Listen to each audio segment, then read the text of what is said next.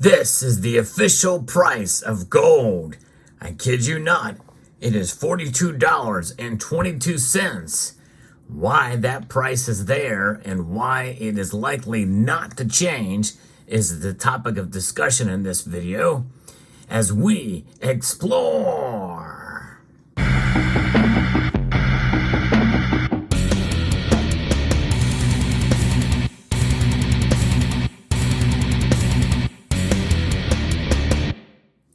That's right, the official holdings of gold held by the Treasury of the United States is valued at $42.22 per ounce.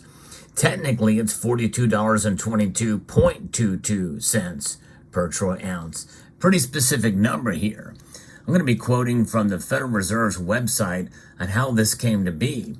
The Gold Reserve Act of 1934 essentially stripped the Federal Reserve of ownership of gold. It required the Federal Reserve System to transfer ownership of all of its gold to the Department of Treasury. So the Treasury Department had it. And in exchange, the Secretary of the Treasury issued gold certificates to the Federal Reserve for the amount of gold transferred at then applicable statutory price for gold held by the Treasury. Gold certificates are denominated in U.S. dollars. Their value is based on the statutory price for gold at the time the certificates are issued. Gold certificates do not give the Federal Reserve any right to redeem the certificates for gold. Isn't that interesting? So the Federal Reserve actually doesn't own any of the gold. The statutory price of gold is set by law. It does not fluctuate with the market price of gold and silver or gold, and it has been constant at $42 or $42.2222 per troy ounce since 1973. The book value of the gold held by the Treasury is determined using the statutory price.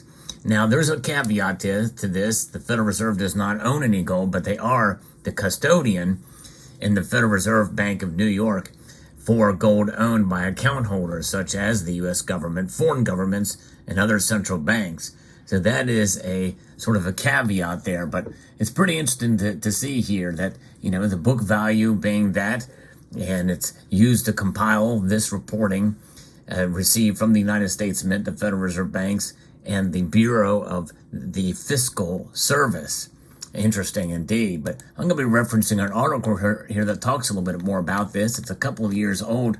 It's a little bit dated, but I think this gives us an idea of why it's not going to change, and also as to why it may be a good thing that the gold is valued at such a low nominal price. Think about what $42.22 was worth back in 1973. And by the way, as soon as that happened, the price of gold going into the open market shot up to $95 and then even more. So it's pretty remarkable to see how quickly the market price had gone up, skyrocketing more than double what the official price was. And that official price is still in effect today. There's only been a couple of times that gold's price has been raised. In fact, if you go back through the course of history, since the St. Gaudens gold coin was issued, and even before its predecessor, the $20 gold coin, the Liberty Head gold coin, it's $20. And this is not a full ounce. It's 0.96 ounces of pure gold in this coin. This thing actually, I think, weighs 34 grams in total with a balance. But this is because it was valued and set at $20.67. That's right. That 67 cents is one reason why we don't have full ounce gold coins and the fractional coins thereby. That's the standard. That's the reason. So it was up until, again, after, the confiscation or not the confiscation, but the requirement to turn your gold in based off of the executive order by Franklin Delano Roosevelt. And then it was valued at $35 an ounce. So people had to turn their gold in at $20.67. Then they upped the price to $35. That was a pretty big jump.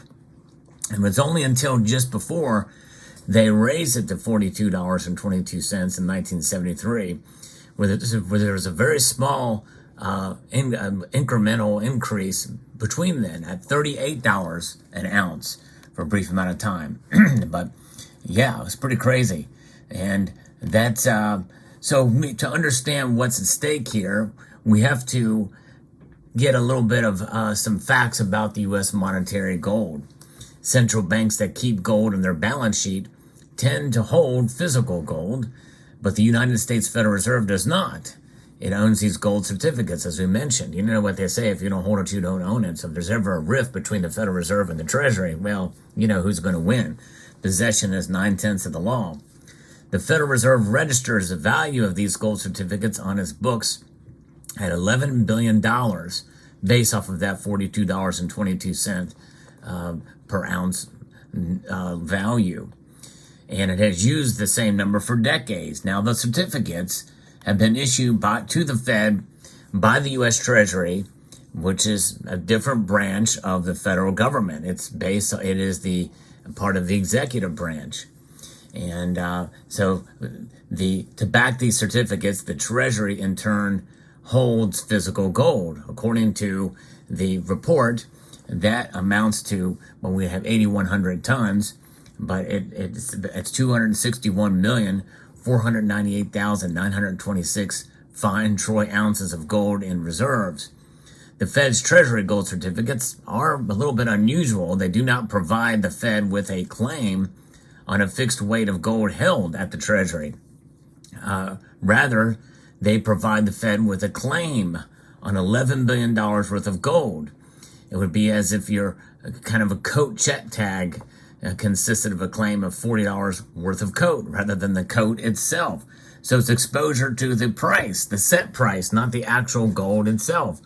Doesn't that sound familiar? That's kind of the precursor to the ETPs we see today, the derivative markets. But this is pretty held and set fast for sure.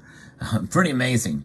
How many ounces of gold does the $11 billion claim entitle the Fed to? Well, it depends on the price of gold that is used in the calculation. The official price of $42.22, the Fed's $11 billion in gold certificates lay claim to 261 million ounces of gold held by the U.S. Treasury. So pretty much every bit of that gold held at the Treasury is the property of the Fed, in a roundabout way. So we can see that the complications involved in marking the official gold price to the market, setting the official price at today's level, the Fed's $11 billion worth of gold certificates would constitute a claim of about 9 million ounces or so of the yellow metal. That is if of the 261 million or 261.4 million ounces held at the Treasury, just 3.4% were now earmarked to satisfy the gold certificates. It would deprive the Fed of the 96.6% of the ounces that had previously been stored on its behalf. The remaining 252 million or so ounces of gold would henceforth constitute the property of the U.S. Treasury. So it's a little bit of kind of a convoluted trickery there, or not trickery, but a convoluted mess, I guess, of how this is laid out here. But once the Fed and the Treasury they're essentially arms of the same U.S. government, it seems irrelevant of which of them owns this number of ounces. Now, of course, that's a controversial statement too, because the Federal Reserve is a quasi-private institution, but it is also part government controlled or influenced heavily at the very least. So the economists generally believe that if a central bank is to set an independent monetary policy, it needs to be capable of operating at an arm's length from the government. An independent monetary policy is generally believed to be preferable to one that is set by politicians who may be willing to take risk with inflation in order to enjoy short-term political gain. Well, tell me how the Federal Reserve is anywhere independent these days, and it hasn't been for a number of years. It's one of the big criticisms that we have seen over the course of time. Folks like Ron Paul Rand Paul, Donald Trump have accused the Fed of being very political, and I tend to agree with them, and it has been. So there's no independence there. It's the illusion of independence based off of labels. If the Fed is to set monetary policy independently of political interference, it must have a large base of assets under its control. This base of assets will allow it to repurchase currency in a manner that reinforces its monetary policy targets, specifically its chosen path for the purchasing power of the dollar. And with its own base of assets, the Fed may have no choice but to depend on the goodwill of those in power to provide ongoing resources. So that's probably why the U.S. statutory price of gold stays fixed at a decades-old level of $42.22. The consensus that independent central banking is a good thing because it keeps a lid on inflation dictates that the Fed may have plenty of ammo. And you know what? I tell you what, they're going to need that gold as ammo. There's no question about that, because right now, with inflation where it stands now, the dollar has lost 99% of its value since the Federal Reserve Act of December 1913. So it's something. So now, if the official gold price stays at $42.22, the Fed can lay claim to the full 261.4 or 0.5 million ounces held by the Treasury. If the price is increased, the Fed only gets a sliver of that, based off the example above. So the Treasury laying claim to the rest, and its fewer resources, the Fed has less control over the purchasing power of currency. And so that is the reason. It gives them that ammunition, so to speak, to be able to lay claim to the full amount of gold, which in a sense puts us at a very, very distant, essentially we are on a very, very loosely tied gold standard here in the United States because of this price setting, the official price remaining constant. So I could walk in with his $42.22 and grab an ounce of gold, in theory, from the Treasury, if I had such influence to do so. You and I obviously can't enjoy that, but nonetheless, it is in order to give them that ultimate backing of the gold based off of that value, because the dollar has gone so out of control because of the fiat. Because it's a fiat currency, losing 99% of its value since 1913, that there's,